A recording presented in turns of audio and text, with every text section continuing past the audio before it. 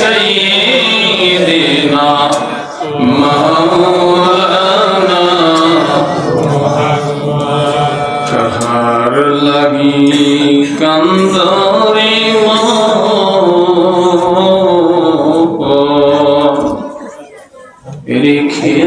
রেখেছি তোরা আপনা তোমার আপন যে জানবে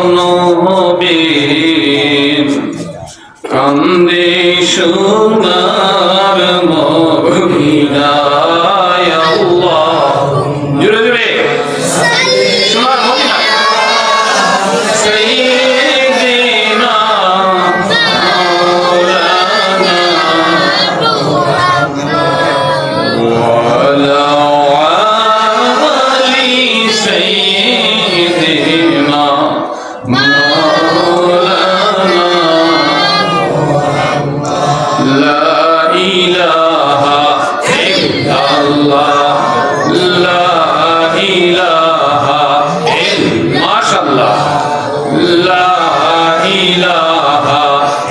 কালবে আঘাত করে গুনাহ থাকবে না ইলাহা মাশাআল্লাহ লা ইলাহা ইল্লাল্লাহ লা ইলাহা ইল্লাল্লাহ লা ইলাহা ইল্লাল্লাহ লা ইলাহা ইল্লাল্লাহ লা ইলাহা ইল্লাল্লাহ লা ইলাহা ইল্লাল্লাহ লা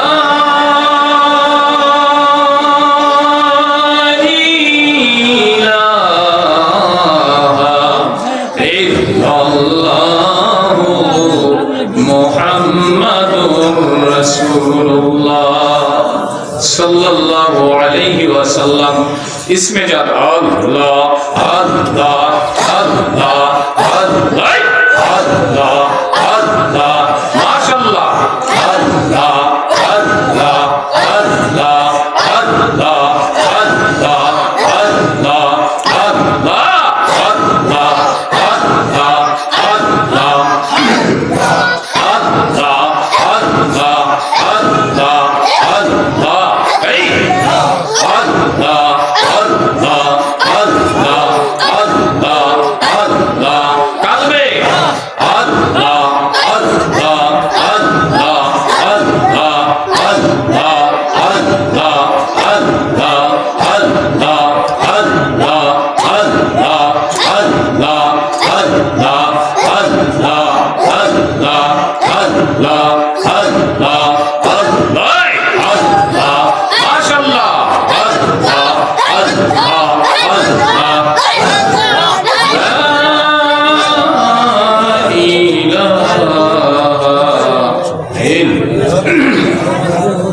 মুহাম্মাদুর রাসূলুল্লাহ সাল্লাল্লাহু আলাইহি ওয়াসাল্লাম আল্লাহু আল্লাহ আল্লাহু আল্লাহ আল্লাহু আল্লাহ আল্লাহু আল্লাহ আল্লাহু আল্লাহ আল্লাহু আল্লাহ আল্লাহু আল্লাহ আল্লাহু আল্লাহ কালবের ময়লা এমন ময়লা কালবের ময়লা এমন ময়লা সাবান চোটাই ধরে না আল্লাহ আল্লাহ জিকিরি করলে আল্লাহ আল্লাহ জিকিরি করলে সেই ময়লা তো থাকবে না আল্লাহ আল্লাহ আল্লাহ আল্লাহ আল্লাহ আল্লাহ আল্লাহ আল্লাহ আল্লাহ আল্লাহ আল্লাহ দেহের কোরা দুধ কলা দেহের কোরা দুধ কলা রুহের কোরা কাল্লা আল্লাহ দেহের কোরা দুধ কলা রুহের কোরা কাল্লা আল্লাহ আল্লাহ নামের ভাই আল্লাহ নামের জিকির করে আল্লাহ নামের জিকির করে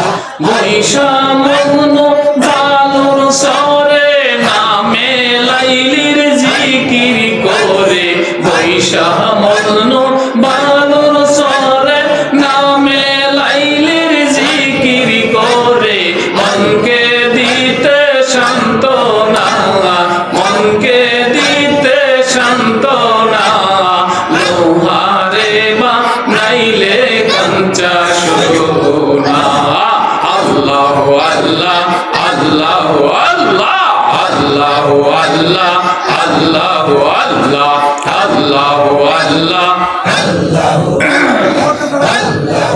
লা ইলাহা ইল্লাল্লাহু মুহাম্মাদুর রাসূলুল্লাহ সাল্লাল্লাহু আলাইহি ওয়াসাল্লাম। কোন আল্লাহ আল্লাহর মায়া করে একটা ডাক দাও না জোরে আল্লাহ। আমরা কার নামের জিকির করছি? সে আল্লাহকে ডাক দিতে কোনো শরম আছে, কোনো লজ্জা আছে, কোনো ভয় আছে? কেউ কিছু বলবে? লোক লজ্জার কোনো ভয় নাই।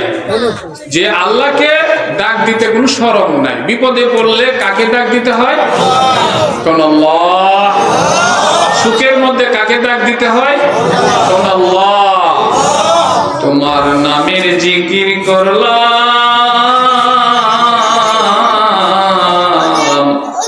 আমার জিকির কবুল হইছে নি। কোন আল্লাহ। আল্লাহ তোমার নামের জিকির করলাম, আমার জিকির মঞ্জুর হইছে নি। কোন আল্লাহ। আল্লাহ পশু পাখি গাছপালা তরুণতা কীট পতঙ্গ সবাই তোমার নামের জিকির করে, শুধু আমি গুনাহগার মানুষ হইয়া তোমার নামের জিকির করি না। আল্লাহ আমি যদি গুনাহগার হইয়া থাকি, গুনাহ আসেনি বাবা, আসেনি গুনাহ আসেনি, এমন কোন মানুষ নাই যার জীবনে গুনাহ নাই। কোন আল্লাহ। কোন আল্লাহ। এমন কোন মানুষ নাই যার জীবনে গুনাহ নাই। কোন আল্লাহ। আল্লাহ আমি যদি গুনাহগার হইয়া থাকি,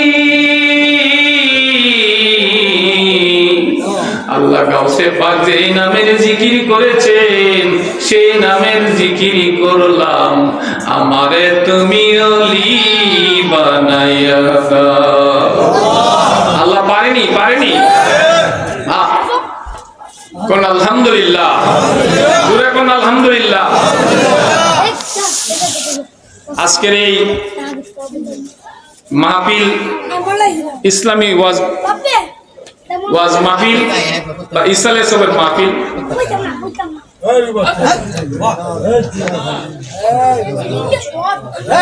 আমার শ্রদ্ধেয় অত্যন্ত শ্রদ্ধাভাজন আমাদের দুলাভাই হাজী আসিরউদ্দিন সাহেবের বাড়িতে আজকের এই মাহফিল।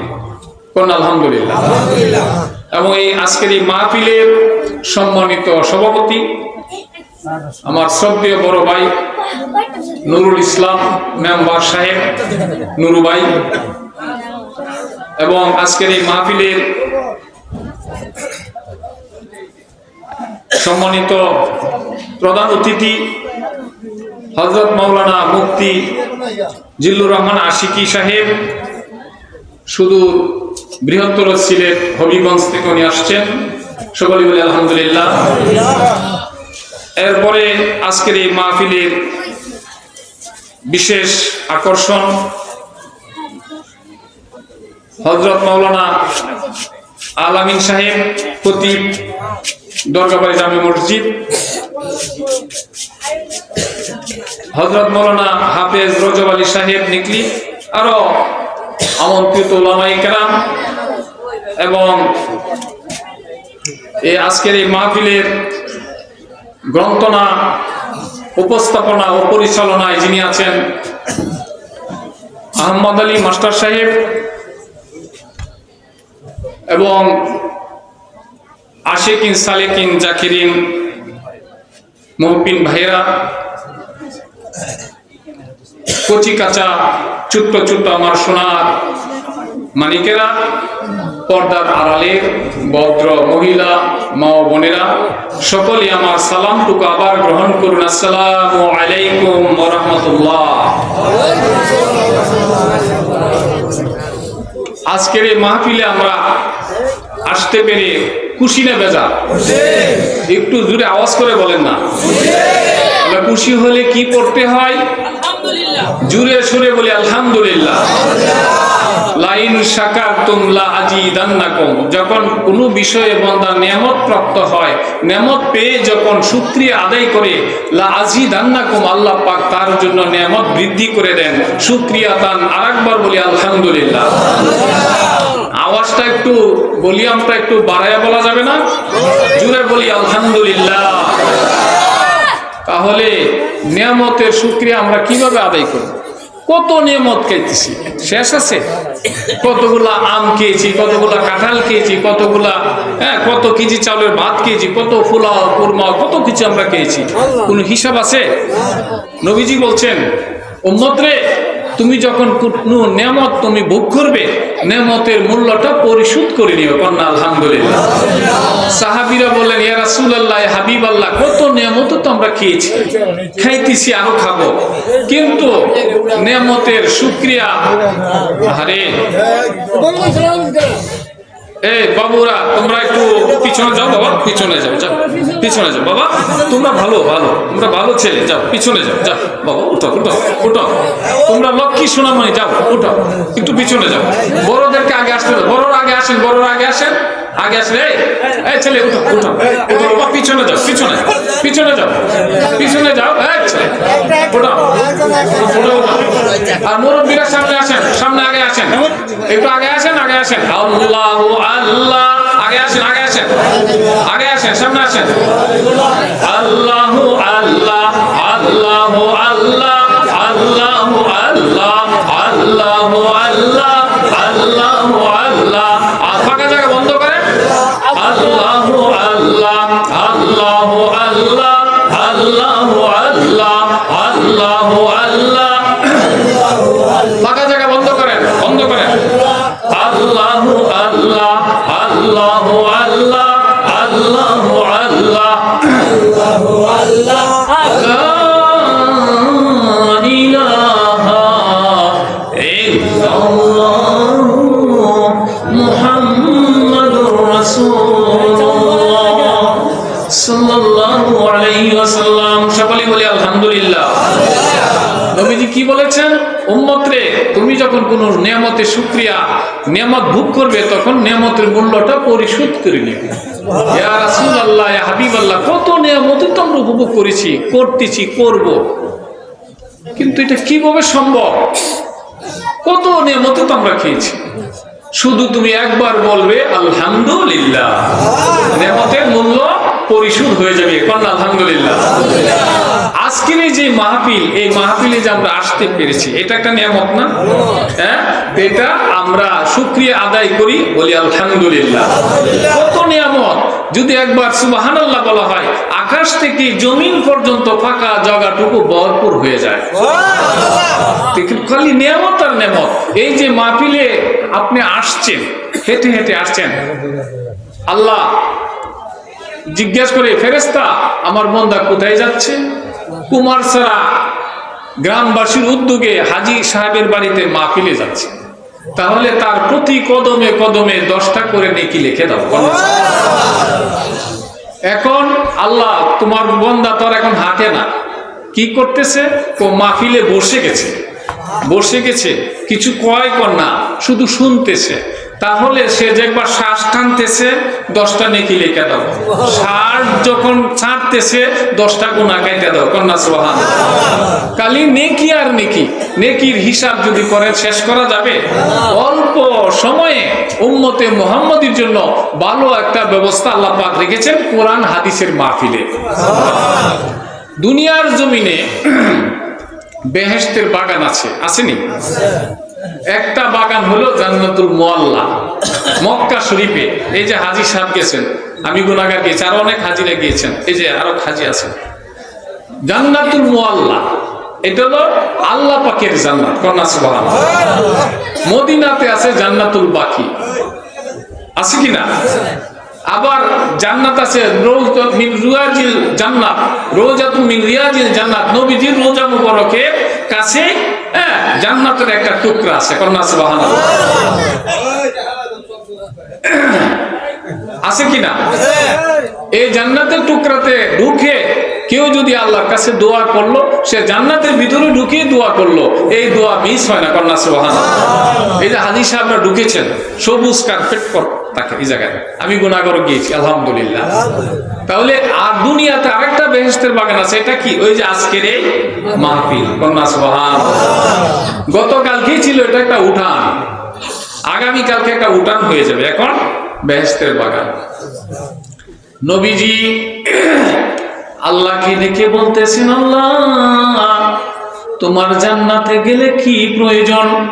আমার আল্লাহ ডেকে ডেকে বলেন, হাবিব আমার জান্নাতে গেলে নেকি লাগবে, ভালো আমল লাগবে, বেশি বেশি করে নেক আমল নিয়ে আসতে হবে, নামাজ রোজা ওযু গোসল কুরবানি যত ধরনের আমল নামা আছে সব ভালো ভালো আমল নিয়ে আমার কাছে আসতে হবে।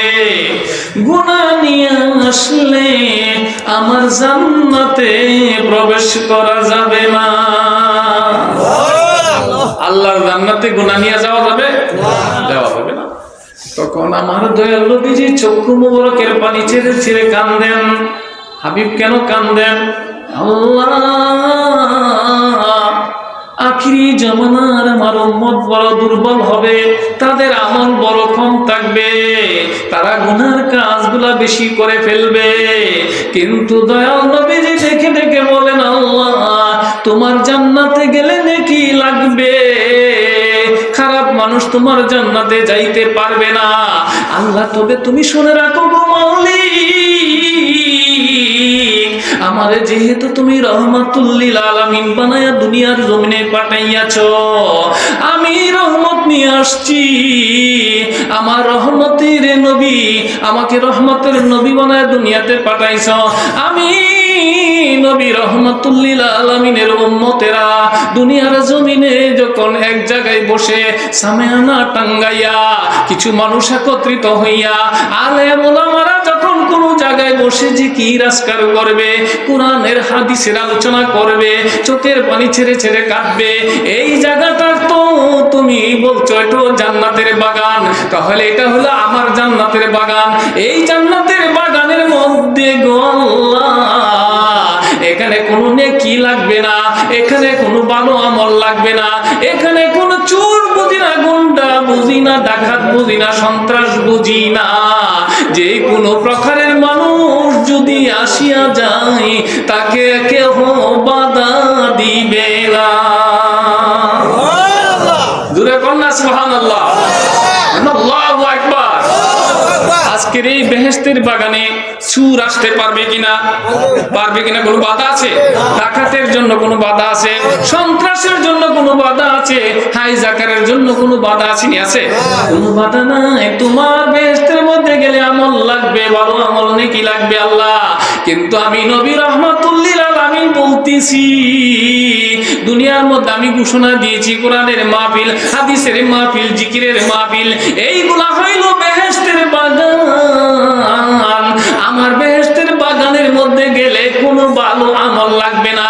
আমি সুরের জন্য, গুন্ডার জন্য, সুদখোরের জন্য, মদখোরের জন্য, সন্ত্রাসের জন্য, হিন্দুর জন্য, বৌদ্ধর জন্য, খ্রিস্টানের জন্য, সমস্ত জাতির জন্য আমার বেহেশতের দরজা আমি খুলিয়া রাইখা দিলাম। কন্যা সুবহানাল্লাহ। কারণ এই মাহফিলে আসলে কেউ বাধা দিবে না। কারণ এমন একটা হইতে পারে রে, একটা চোর আসিয়া, একটা গুন্ডা আসিয়া, একটা সন্ত্রাস আসিয়া যদি কোনো আলেমের আলোচনা শুনিয়া, কোরআনের আলোচনা শুনিয়া, হাদিসের আলোচনা শুনিয়া নিজের জীবনের ভুলগুলা যদি সে শুধরাইতে পারে, এমনও হইতে পারে অনুতপ্ত হইয়া বলতে পারে, মালিক আমি গুনাহ করছি, ভুল করছি, করছি, এই জীবনে আর গুনাহ করব না। কোন আল্লাহু আকবার, কোন আল্লাহু আকবার। আয়েশা যদি এই মাহফিলের মধ্যে বসে একটা খারাপ মানুষ চোখের পানি চারিয়া দেয়, তখন আমার আল্লাহ আরশে আজিম থেকে ডেকে ডেকে বলে, বান্দারে আর কান্দিস না, তোর কান্না আমার সহ্য হয় না। চোখের পানি আমার আল্লাহ কুদরতি হাত দিয়া মুছিয়া মুছিয়া দেয়, আর বলে কান্দিস না, তোর জীবনের গুনাহ মাফ করিয়া দিলাম। আল্লাহু আকবার। খারাপ মানুষের জান্নাতের বাগানে জান্নাতি মানুষ হয়ে যায় কিনা? হ্যাঁ, একদিন বেশি সময় লাগে না, অল্প সময়ের মধ্যে মোড় নিতে পারে, ঠিক না বেটি? সুবহানাল্লাহ কবির নেই। একটা ছেলে মদখুর, মদের নেশা আছে, মুল্লুক আছে না এলাকায়? হ্যাঁ আছে। মদখুর, সব সময় মদ খা। হাজী আমদাদুল্লাহ মুহাজিরে মক্কি রাহমাতুল্লাহ আলাইহির দরবারে গেলেন, বাড়ি থেকে 150 মাইল দূরে। বাবা খারাপ লাগতেছে? আমি তো আপনাদেরই ছেলে, আপনাদেরই রক্ত, আপনাদেরই কলিজার টুকরা আমি, ইনশাআল্লাহ। হ্যাঁ, আপনার আমার কলিজার টুকরা, কোন আলহামদুলিল্লাহ। আল্লাহ পাক যেহেতু তৌফিক দিয়েছেন, আসার ব্যবস্থা করে দিয়েছেন, 2-4টা কথা বলবো, শুনবেন না ইনশাআল্লাহ? এরপরে মেহমান আছে সিলেটের, উনি আসছেন, আসবেন, একটু রেস্টে আছে। এই 150 মাইল দূরে হাজী আমদাদুল্লাহ মুহাজিরে মক্কি রাহমাতুল্লাহ আলাইহির দরবারে মদকুর ছেলেটা গিয়া বলতেছে, মাহফিলের পরে বলতেছে, হুজুর আমি দুষ্ট ছেলে, আমি মদ পান করি। হুজুর আমি আসছি আপনার কাছে তওবা করে বায়াত গ্রহণ করব, আর জীবনে আর কোনোদিন মদ খাবো না। ঠিক আছে বাবা, মুরিদ হও। তওবা করাইলেন, মুরিদ হইলেন। এখন বললেন, বাবা রে 5 ওয়াক্তের নামাজ আদায় করবে, সকালে বিকালে সেই তাসবিহ আদায় করবে, এই ওয়াজিফা আদায় করবে, যাও। ঠিক আছে হুজুর, তবে একটা কথা, আমি তো এখন বাড়িতে চলে যাব, এখন আপনি আমার পীর, আমি আপনার মুরিদ, কে কথা বলবেন না? চুপ, একবার চুপ, মনোযোগ নষ্ট করবেন না। আমি আপনার মুরিদ, আপনি আমার পীর, পীর হিসাবে আমাকে যা বলবেন তাই আমি মানব, নামাজ পড়ব, রোজা রাখবো, ওয়াজিফা আদায় করব। কিন্তু হুজুর আমি তো মদ পান করি, হঠাৎ করে যদি নিষেধ করেন গো হুজুর, আমি মদ কানা ছাড়তে পারবো না। ঠিক আছে বাবা, হুজুর পারমিশনটা দিয়ে দেন। কত মদের পারমিশন কি দেওয়া না? হুজুর বলতেছে তো কি করতাম? হুজুর মদের কথাটা নিষেধ করবেন না, আমি আস্তে আস্তে ছেড়ে দিব। সুবহানাল্লাহ কন্যা, হঠাৎ করে তো ছাড়তে পারবো না, আস্তে আস্তে ছেড়ে দিব। ঠিক আছে বাবা, যাও। মদ খায়ো রে বাবা, আমার সামনে কোনোদিন মদ খাইও না। হুজুর এত বড় বেয়াদব আমি না, আপনার সামনে মিস্টার 150 মাইল দূরে আমার বাড়ি, আপনার সামনে খাবার, শুধু পারমিশনটা নিয়ে নিতেছি, যদি সহ্য করতে না পারি খাবো। ঠিক আছে যাও। 150 মাইল দূরে বাড়িতে চলে গেল। 2-3 দিন পর্যন্ত আমাদের আশেপাশে যায় না, কিন্তু হঠাৎ করে শয়তান বলতেছে, কিরে তোর হুজুর তো বলছে তার সামনে খাইবে না, 150 মাইল দূরে তোর হুজুর দেখবে না, একটু খাইয়া ফেলা, দীর্ঘদিনের সমস্যা, একবারে সমাধান করা যায় না, একটু খেয়ে ফেল। অন্যদিন খাইলে রাস্তাঘাটের মধ্যে চিল্লা চিল্লি করতো, দেখেন না পাহাড় টেলা, পাহাড় টেলা কিনা খায়া, হ্যাঁ উল্টায় ফেলাই দেব। হ্যাঁ আসলে কি পাহাড় উল্টায় ফেলানো যায়? মদ খাইলে মাথা ঠিক থাকে না, ব্যালেন্স নষ্ট হয়ে যায়, এই জন্য আল্লাহ পাক এটা হারাম করে দিয়েছেন। হ্যাঁ 2 মদখোর মদ খায়া একবারে মাতাল হয়ে গেছে, সামার বাড়ি আছে না ওই যে, হ্যাঁ মুসি বাড়ি, এখানে গিয়ে উঠে গেছে, যেহেতু ডিসব্যালেন্স, জ্ঞান নাই। কুত্তা শুয়ে রয়েছে, কুত্তার আগে হাতাইতেছে, কিরে এটা কি কাডলটা নাই? কুত্তারে ধরে কাডলটা নাই। আর একটা যে টিক্কা বেচতো না আগে, আপনারা তো টিক্কার কথা জানেন, তামাক তামাক, এখন তো তামাক নাই, আছে নাই, হুক্কাও নাই, টিক্কা এখন পোলাপান তো চিনবে না। হ্যাঁ টিক্কা ভাত খাইতেছে সমানে, খায় আর একটা ওই দেখো কিরে ভাই আল্লাহ কি বাতাসের স্বাদ উঠায় নিল, বাতাসের স্বাদ কি উঠায়, টিক্কা কি মিষ্টি লাগবো বলতো? এই যে ব্যালেন্স নষ্ট হয়ে গেছে, জ্ঞান লুপ হয়ে গেছে, এই জন্য আল্লাহ পাক এটা হারাম করে দিয়েছে। হ্যাঁ, আল্লাহর ওলি বলতেছে বাবা মদ খাইও রে, আমার সামনে কোনদিন মদ খাইও না, शराब पीते रहो लेकिन मेरे सामने ना पियो, মদ খায় রে বাবা আমার সামনে কোনদিন মদ খাইও না, কন্যা সুবহানাল্লাহ। শয়তান বলতেছে খায়ালা, অন্যদিন রাস্তায় চিল্লাচিল্লি করে, আজকে ভদ্র ছেলের মতো ঘরে নিয়ে আসছে, বোতল গ্লাসের মধ্যে ডালা শুরু করছে, হাত বাড়াইছে গ্লাসে ধরবে, এমনি দেখা যায় হাজী আমদাদুল্লাহ মুহাদ্দিরে মক্কি রাহমাতুল্লাহ আলাইহি মদের গ্লাসের ভিতরে আসন ধরে বসে আছেন, কন্যা সুবহানাল্লাহ। কিরে আমার হুজুর তো 150 মাইল দূরে মদের গ্লাসের ভিতরে কিভাবে আসলো? আল্লাহ পারে কিনা?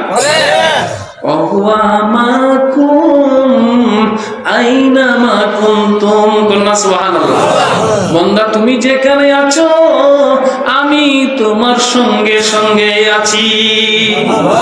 আল্লাহর ওলিরা যখন আল্লাহর সঙ্গে সম্পর্ক হয়ে যায়, কানেকশন করে ফেলে, বন্ধু হইয়া যায়, তখন তারা সর্ব জায়গায় থাকতে পারে, কন্যা সুবহানাল্লাহ। আল্লাহর সাথে কানেকশন হওয়া লাগবে। আপনি যদি আল্লাহর বন্ধু হয়ে যান, আপনি যা বলবেন তাই হবে, কন্যা সুবহানাল্লাহ। এই জন্য আমি অভিনয় করে বললে কি হয়ে যাবে? সম্ভব না। এই ক্ষমতা, এই গুণ অর্জন করতে হবে, এটা কঠোর সাধনা করতে হয়। কিরে ঘটনা কি?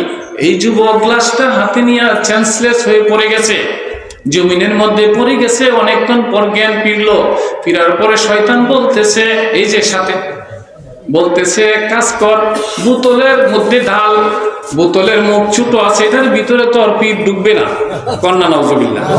এই যে লোকেরটা পরামর্শ দিচ্ছে, আবার বোতলের মদ বোতলে ডাললো, বোতল দিয়ে ডাইরেক্ট মারতে চাইলো, তখন ছায়া দেখে রে আল্লাহ ওলি হাজী সাহেব রাহমাতুল্লাহ আলাইহি মদের বোতলের ভিতরে সোজা হইয়া দাঁড়াইয়া আছে। আহা, 3 দিন পর পীরের বাড়িতে গেছেন, গিয়ে আসসালামু আলাইকুম ওয়া রাহমাতুল্লাহ, হুজুর কেমন আছেন? বাবা ভালো আছি। জিজ্ঞাসা করে বাবা মদ টদ কেমন খাও? ছেলে বলতেছে হুজুর আপনার যন্ত্রণা খাইতে পারি না। আমি আবার কি করলাম? হুজুর আপনি তো বলেছেন শরাব পিতে রহো लेकिन मेरे सामने ना पियो। बाबा रे मद खाइयो रे बाबा, আমার সামনে কোনদিন মদ খাইও না। ঠিকই তো বলেছি, কিন্তু আমার সামনে কি খাইছো হুজুর? যেখানেই যায় আপনারে দেখা যায়, গ্লাসে লইলে আপনি, বোতলে লইলে আপনি, বাইরে গেলে আপনি, ঘরে আসলে আপনি। এখন কি করতে চাও? এখন আমার কাছে কেন আসলে বাবা? হুজুর